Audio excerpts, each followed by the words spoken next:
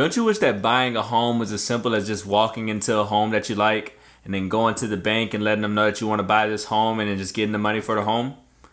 Unfortunately, I should say fortunately, but it's not that simple. Actually, it even got more complicated after 2008 and that market crash that we had. And honestly, you should be grateful that it's more complicated, because prior to 2008, anybody was able to buy a home. And now there's a bunch of laws in place, and it's a process that you got to go through. And usually it takes about 20 to 30 days to actually qualify and actually get approved for a home. And this channel was created to simplify that home buying process for you guys. Hello, future home buyers. My name is Irving. I'm a loan originator in the state of Florida.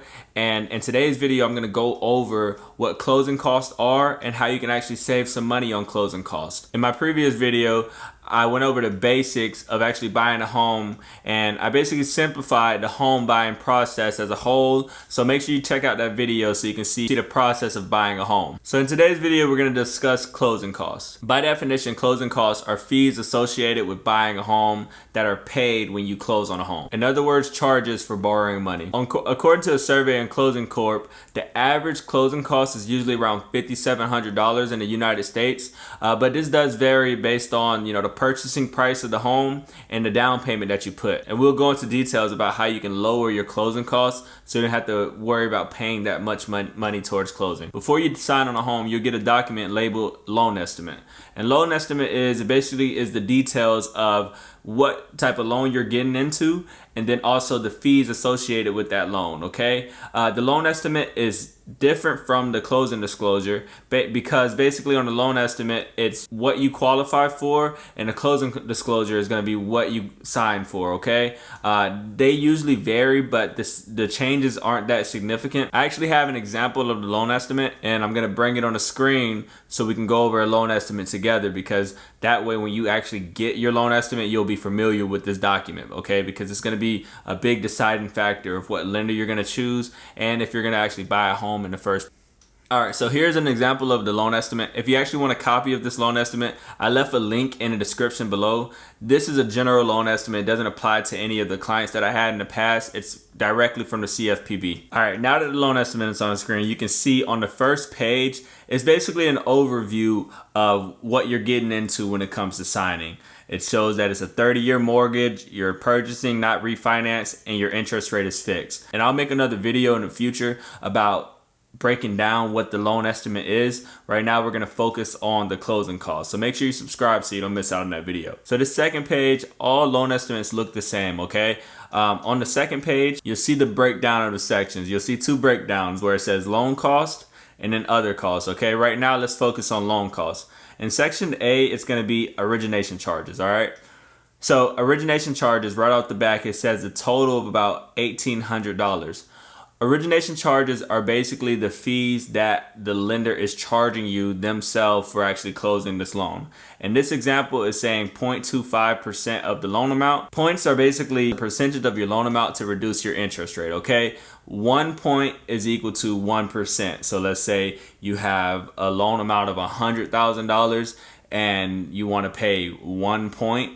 1 point will be $1,000. Go over these details with your loan originator, because a lot of times they're a controversial topic to talk about points, but there's no one size fit all approach. It just depends on the time and the person. Whenever you're working with a mortgage lender and they're not having these conversations with you, chances are that they care more about just selling you a loan and less about the financial aspect behind it, okay? Application fee, these vary. Application fees are the only upfront cost that can be charged.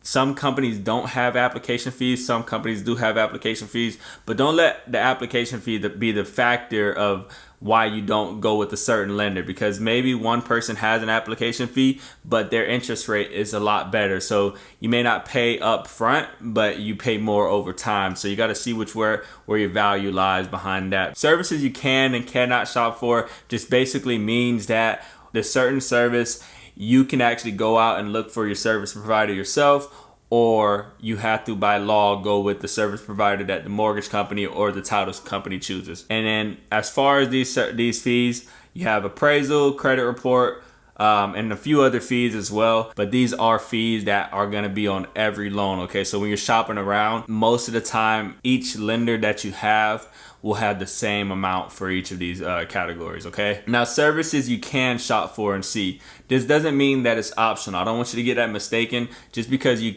can shop for it doesn't mean that it's optional where you can or cannot have it.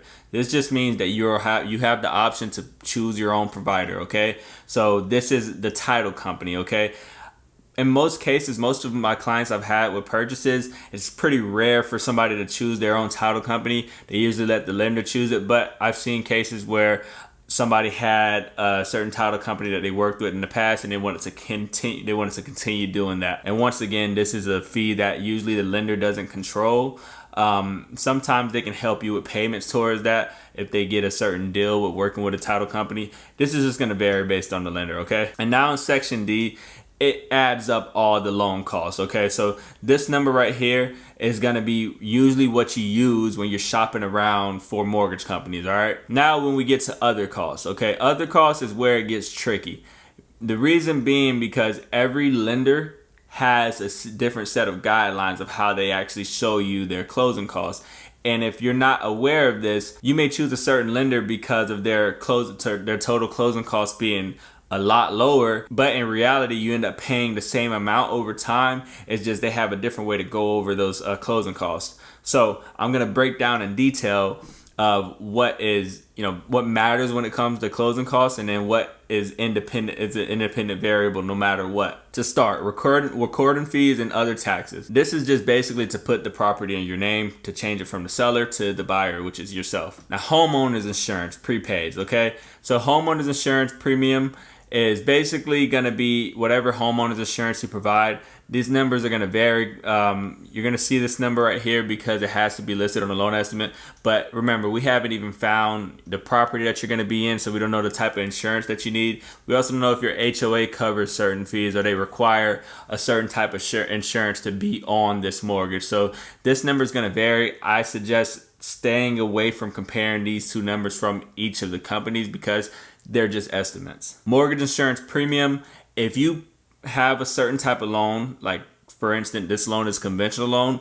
If you put a down payment of less than 20%, you're going to have mortgage insurance premium. Okay, this example doesn't show it, but your mortgage insurance and premium will be based on that. And then the calculation for mortgage insurance premium on conventional loans, it goes based off of credit, your down payment, and then also the loan amount. But usually it goes between about 0.5% to 1% of the loan amount. Now, prepaid interest. Prepaid interest is just basically when your loan closes and up until the first date of the mortgage, they charge you for interest as soon as you close the loan. Okay, in this scenario, it's saying for 15 days. That mean this, considering this loan is going to close on the 15th, you pay for 15 days of interest to get it to the first day of the month. And then property taxes. Okay, so this we're gonna touch base on this when I go into initial escrow account. Your escrow account basically is for two things: to put money towards your taxes and insurance, and to protect your deposit or earnest money towards the seller. Okay, in this case, this is going to be based off of an escrow account putting money towards your taxes and insurance. Now, this is where it varies, and if you're not paying attention or focus on this, one lender may have a different way they set up an escrow account, and you may choose that other lender all because they set up their escrow account a certain way, but in reality, you're actually paying the same amount. Okay, in this example, you'll see, and I'll zoom in, that this company sets up their escrow account for 2 months. Now, I've seen in a lot of cases as low as 2 months, but as high as 12 months. And this number can be a lot higher. It can be a difference of maybe $4,000 or $5,000 if you're not careful. And this isn't a way to deceive you by any way. It's just there's certain guidelines that lenders follow by. But regardless, on taxes and insurance, if you plan on being a homeowner, you're going to pay the same amount of taxes and insurance. Maybe in certain cases, a lender can give you money towards closing costs, but you're always going to pay taxes and insurance as long as you're a owner of a property. And then other costs. As far as other costs, this varies as well. I wouldn't say use this to compare, but use this to basically break down how much you're going to pay on a mortgage. Okay, it says owner's titles policy is optional, but other costs They usually aren't optional, like such as a homeowners association. You do have to pay that if you're going to plan on putting that to a mortgage, but if not, you can leave it out. There's a few other items that can also be into other costs. So the I section is just basically adding up everything, and then these are your total closing costs, okay? And if you watch this far in the video, I'm gonna give you an extra tip to actually save money on closing costs. So the first tip is to shop around. I've been mentioning it throughout the video, but really shop around. A lot of borrowers, they end up going with the first person they choose just based off of, you know, a lack of knowledge, where they think, oh, I put my credit with this one person, I don't want to keep pulling my credit. And you can pull your credit as many times as you want in a midst of usually it's about 2 weeks. And to shop around, it'll only count as one credit pull, okay? And by doing this, you allow yourself to either add value to the first person you went to and say, okay, this is the best offer I get, or B, go to another company and see if they have better rates. And usually the latter is always the better decision. The next tip I would say to save on closing costs is to strategically buy points. You're gonna hear it all the time. Your friends are gonna tell you, oh, don't buy points, don't buy points, don't buy points. But I'm telling you, it's not a one-size-fits-all approach, okay? When you're working with a mortgage advisor, question their knowledge, because they can help you in leaning towards what will work best for you. Like in certain cases, like a market like today where the interest rates are low, I usually don't recommend buying points, because you buy points when market rates are high, not when they're low, because you want to have access to those lower closing costs. But then at the same time, if this home isn't going to be a long-term home, where maybe you're only planning on living in this home for about 2 years until you're able to actually solidify some type of area that you like in the area, maybe buying down points isn't the best decision, because when you spend money that doesn't go towards the home, you lose that money if that home doesn't appreciate in value. Just get in touch with a good mortgage professional. They're opposed to a salesperson that's just trying to sell you the lowest interest rate. If you come around just trying to figure out the lowest interest rate, you go into the sales aspect and you may find that lowest interest rate, but you may sacrifice a lot of money trying to get that low interest rate, and you lose it actually because of the fact that you chose not to strategically plan buying points or not buying points. If you reach out to me, I can actually go over some details of why buying points might be a good idea or a bad idea for you. And then the final one is actually to schedule your closing at the end of the month, okay? If you schedule closing on a home in the middle of the month, you'll have a little more money in prepaids. If you schedule your closing towards like the 28th through the 31st, you know, some months have 31 days, you can actually get the least amount in prepaid items, prepaid interest, okay? So schedule it and you can save money there. So that'll do for this video. If you haven't done so already, make sure you like and subscribe, and stay tuned for our next video, okay? Peace out.